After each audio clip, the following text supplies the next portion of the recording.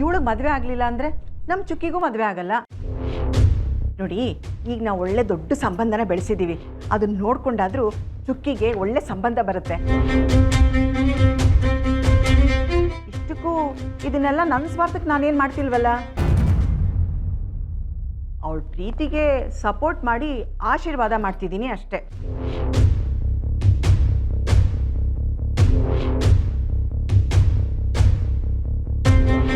ಏನೇ ಹೇಳ್ತಿದ್ಯಾ? ಹೌದು ಕಣ್ರಿ, ಅವತ್ತು ಇವಳ ರೂಮ್ನಲ್ಲಿ ಗ್ರೀಟಿಂಗು, ಗಿಫ್ಟು, ಲವ್ ಅಂತ ಏನೇನೋ ಇತ್ತಲ್ಲ, ಅದರ ಅರ್ಥ ಏನು ಹೇಳಿ? ಏಜಿಯವ್ರ ಮುಂಚೆನೇ ಇವಳನ್ನ ಇಷ್ಟಪಟ್ಟು ಅದನ್ನೆಲ್ಲ ಕೊಟ್ಟಿದ್ದಾರೆ ಅಂತ. ಅಮ್ಮ, ಅದು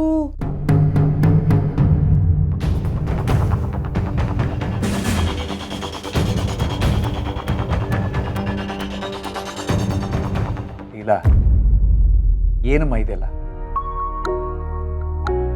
ನೀನ್ ಯಾಕೆ ಮಾತಾಡದೆ ಮೌನವಾಗಿದೀಯಾ? ಒಂದೇ ಒಂದ್ಸಲ ಇದೆಲ್ಲ ಸುಳ್ಳು, ನನಗೂ ಇದಕ್ಕೂ ಯಾವ ಸಂಬಂಧನೂ ಇಲ್ಲ ಅಂತ ಹೇಳ್ಬಿಡು.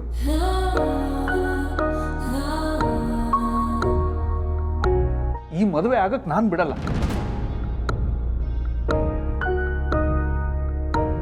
ನಾನು ಬಂದಿದ್ದು ಹೆಲ್ಪ್ ಕೇಳಕ್. ನನ್ನ ತಂಗಿನ ಆ ದೇವಿಂದ ಕಾಪಾಡಬೇಕು. ಈ ಕೃಷ್ಣನ್ ಮುಂದೆ ಮಾತಾಡ್ತಾರೆ, ಏಜೆ ಮಾತಾಡ್ತಾರೆ ತಪ್ಪಲ್ಲ. ನಮ್ಮ ಈ ರಿಲೇಶನ್ಶಿಪ್ ಇಂದ ನಮ್ಮ ಫ್ಯಾಮಿಲಿ ದೂರ ಆಗುತ್ತೆ ಅಂತಂದ್ರೆ ನನಗೆ ರಿಲೇಶನ್ಶಿಪ್ಪೇ ಬೇಡ. ನಾನು ನಿನಗೆ ಕೊಟ್ಟು ಮಾತನ್ನ ಉಳಿಸ್ಕೊಂಡು ನೀನು ನಿನ್ನ ಮಾತನ್ನ ಉಳಿಸ್ಕೋಬೇಕು ಅಂದ್ರೆ ನನ್ನ ಮದುವೆ ಆಗ್ಲೇ. ಅಪ್ಪ, ಇಲ್ಲಿವರೆಗೂ ಏನೇನು ನಡೆದಿದ್ಯೋ ಅದು ನನ್ನ ಇಷ್ಟದ ಪ್ರಕಾರನೇ ನಡೆದಿರೋದು.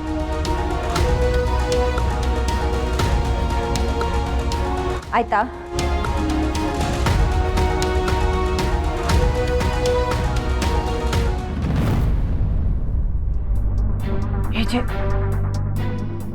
ಅಲಾರಾಮ್ ಬೆಲ್ ಹೊಡೆಯೋದಕ್ಕೆ ಮುಂಚೆ ಎಲ್ಲರೂ ಒಂದು ಸೇರಿದ್ದೀರಾ? ಗುಡ್.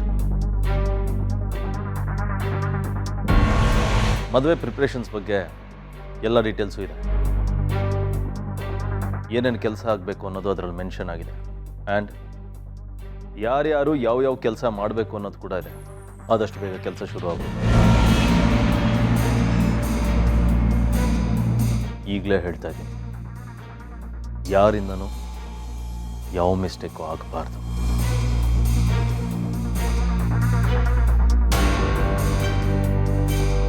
ಅಪ್ಪ,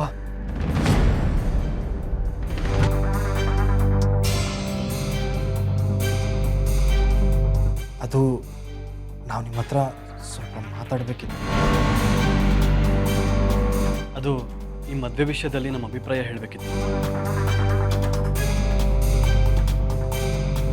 ನಿಮ್ಮ ಅಭಿಪ್ರಾಯನ ನಾನು ಕೇಳಿಲ್ಲ, ಅದು ನನಗೆ ಬೇಕೋ ಆಗಿತ್ತು.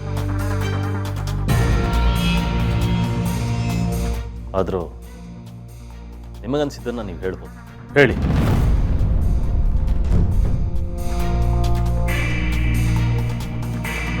ಯಾರಿಂದನೂ ತಪ್ಪಾಗಬಾರ್ದು ಅಂತ ನೀವೇ ಹೇಳ್ತೀರಾ ಏಜೆ. ಅಂಥದ್ರಲ್ಲಿ ಈ ಮನೇಲಿ ನಡೆಯೋ ದೊಡ್ಡ ತಪ್ಪಿಗೆ ನೀವು ಕಾರಣ ಆಗಬಾರ್ದು ಅಲ್ವಾ?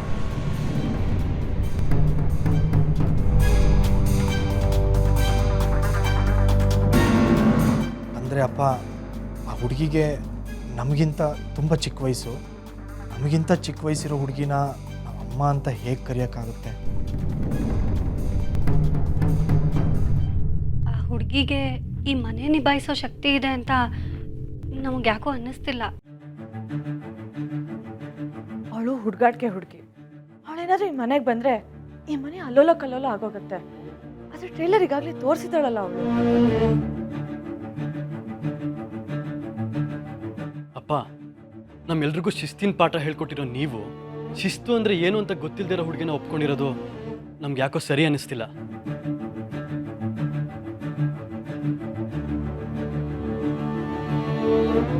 ನಿಮ್ಮ ಮಾತುಗಳೆಲ್ಲ ಮುಗೀತಾ?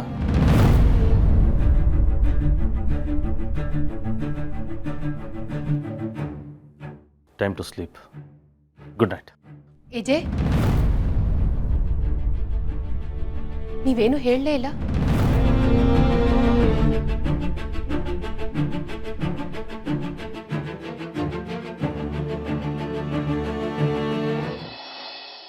ಅಕ್ಕ, ಏನಾಗಿದೆ ನಿಂಗೆ?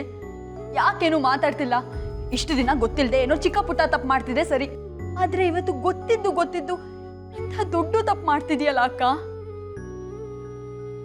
ನಿಂಗೆ ಮದ್ವೆ ಆಗಕ್ಕೆ ಇಷ್ಟ ಇಲ್ಲ ಅಂತ ನಂಗೆ ಗೊತ್ತು ಅಕ್ಕ, ಆದ್ರೆ ನೀನ್ ಯಾಕೇನು ಹೇಳ್ತಿಲ್ಲ? ನಿನ್ನ ಆಸೆಗಳು ಕನ್ಸುಗಳು ಎಲ್ಲ ಮರ್ತು ಬಿಟ್ಯಾ? ನೀನ್ ಹೇಳ್ತಿದ್ದೆ ದೊಡ್ಡ ಸೀರಿಯಲ್ ಹೀರೋಯಿನ್ ಆಗ್ಬೇಕು, ದೊಡ್ಡ ಹೆಸರು ಮಾಡ್ಬೇಕು, ನನ್ನ ಅಪ್ಪನ ಅಮ್ಮನ್ನ ಎಲ್ಲ ತುಂಬಾ ಚೆನ್ನಾಗಿ ನೋಡ್ಕೊಬೇಕು ಅಂತ ಎಲ್ಲ ಹೇಳ್ತಿದ್ದಲ್ಲ ಅಕ್ಕ. ಆದ್ರೆ ನೀನ್ ಈ ಮದ್ವೆ ಆಗೋದ್ರೆ ಈ ಕನ್ಸೆಲ್ಲ ಬರೀ ಕನ್ಸಾಗೆ ಉಳ್ಕೊಳ್ಳುತ್ತಲ್ಲ, ನೀನ್ ಯೋಚನೆ ಮಾಡಿಲ್ವಾ? ಅಥವಾ ಇದೆಲ್ಲ ಗೊತ್ತಿದ್ದು ನೀನ್ ಮದ್ವೆಗೆ ಒಪ್ಕೊಂಡ್ಯಾ?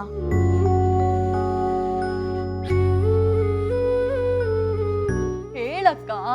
ಆಯ್ತಾ, ನಿನ್ ಮಾತೆಲ್ಲ ಮುಗ್ದಿದ್ರೆ ನಾನು ಒಬ್ಳನ್ನೇ ಬಿಟ್ಟು ಇಲ್ಲಿಂದ ಮೊದ್ಲು ಹೋಗು. ಅಕ್ಕ, ನಿನ್ನ ಮನೆಗೆ ಹೋದ್ರೆ ನಿಂಗೆ ಖುಷಿಯಾಗಿರಕ್ಕ ಆಗತ್ತಾ ಅಕ್ಕ? ಯಾಕಾಗಲ್ಲ? ಎಷ್ಟೋ ಜನ ಹೆಣ್ಮಕ್ಳು ಮದ್ವೆ ಆಗಿ ಗಂಡನ ಮನೆಗೆ ಹೋದಾಗ ಅತ್ತೆ ಕಾಟ ಅಂತ ಹಿಂಸೆ ಪಡ್ತಾರೆ. ಆದ್ರೆ ನಂಗೆ ಆ ಚಿಂತೆನೇ ಇಲ್ವಲ್ಲ, ಯಾಕಂದ್ರೆ ಆ ಮನೆಗೆ ನಾನೇ ಅತ್ತೆಯಾಗಿ ಹೋಗ್ತಿದ್ದೀನಿ. ನೋಡ್ರೇವ್ತಿ, ಮತ್ತೆ ಮತ್ತೆ ಕೇಳಿದ್ನೆ ಕೇಳಿ ನಾನೇನೇನೋ ಮಾತಾಡೋ ಹಾಗೆ ಮಾಡ್ಬೇಡ. ಸುಮ್ಮನೆ ನನ್ನ ಪಾಡಿಗೆ ನಾನು ಬಿಟ್ಬಿಡು. ಇಲ್ಲ ಅಕ್ಕ, ಇಲ್ಲ. ನೀನ್ ಹೀಗೆಲ್ಲ ಹೇಳಿ ನಿನಗೆ ನೀನೇ ಮೋಸ ಮಾಡ್ಕೋತಿದ್ಯಾ. ಹೇಳ್ತಾ ಇದ್ದೀನಿ ಕೇಳು, ನೀನ್ ತುಂಬಾ ದೊಡ್ಡ ತಪ್ಪು ಮಾಡ್ತಿದ್ಯಾ.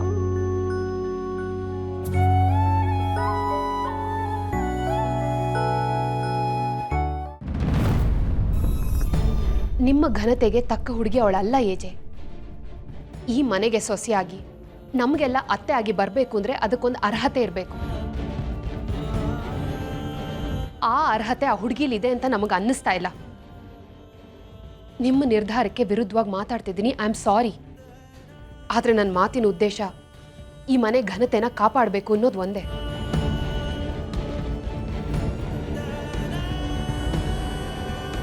ನಿಮ್ಮ ಉತ್ತರಕ್ಕೆ ಕಾಯ್ತಿದ್ದೀವಿ ಅಪ್ಪ.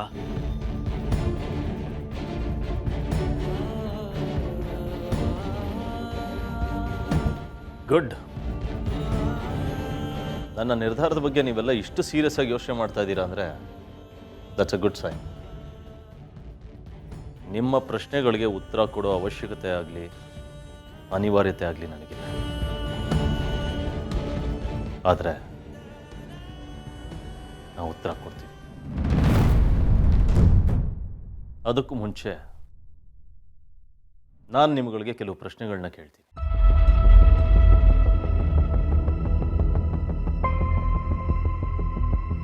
ಆ ಪ್ರಶ್ನೆಗಳಲ್ಲೇ ನೀವು ಕೇಳಿರೋ ಪ್ರಶ್ನೆಗೆ ಉತ್ತರ ಸಿಕ್ಕಿದ್ರೂ ಸಿಗಬಹುದು.